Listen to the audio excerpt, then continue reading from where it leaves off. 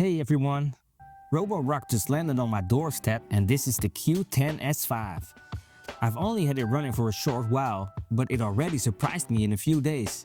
Most of them good, one or two things not so good. So this is my honest first impression before I put it through the full test. A quick heads up before we start, this is my first impression, not the full review. I haven't done my pickup test, my stay removal test, etc. They are coming in separate videos. For now, I just want to walk you through how it feels out of the box, how setup went, and whether my gut tells me if this thing is worth your attention. So let's dive into it. On paper, here's a quick rundown. It got 10,000 pascals of suction, which Roborock calls HyperForce. That's the number on the box, so as always, take the marketing figure with a grain of salt until I actually test it. The battery is 52 mAh, good for up a run about 150 minutes on a single charge.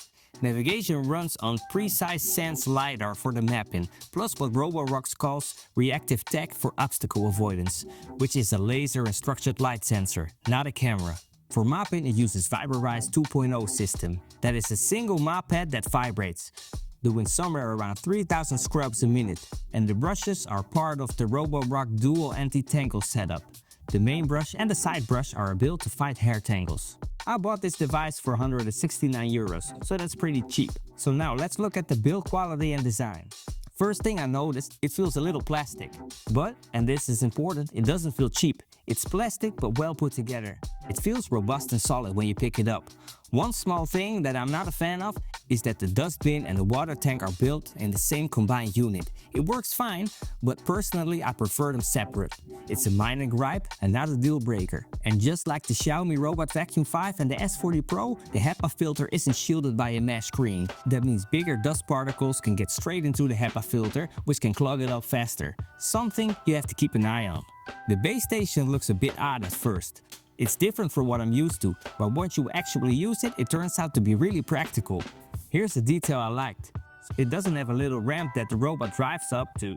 Because of that, the robot doesn't shove the whole dock across the floor when it docks. If you own a Xiaomi S40 Pro or a dreamy L10S Pro Gen 3, you know that can be quite annoying. I occasionally have to set the dock straight again. Roborock also throws a thin plastic floor protector that you can stick underneath the station. A little nice touch to keep your floor safe. Now let's look at the setup and the app. I'll be honest with you, getting the device on the network was a pain. It refuses to connect.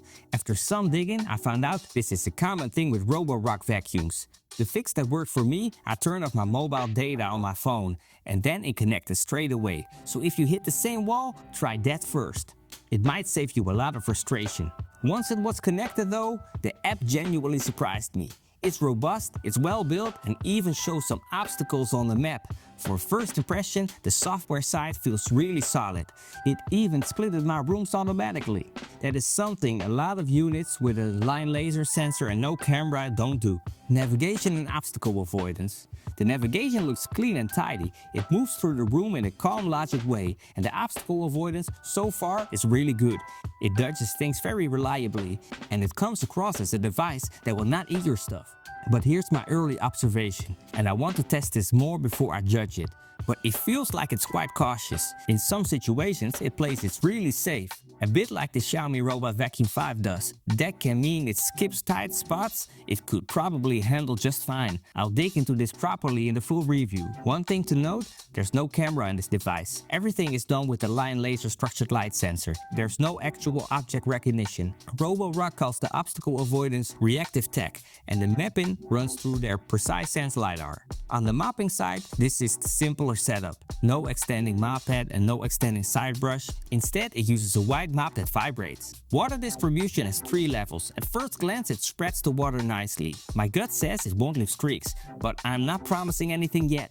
I'll be putting it through a proper stain removal test soon, so you can see how it does with proper stains. So my first impressions?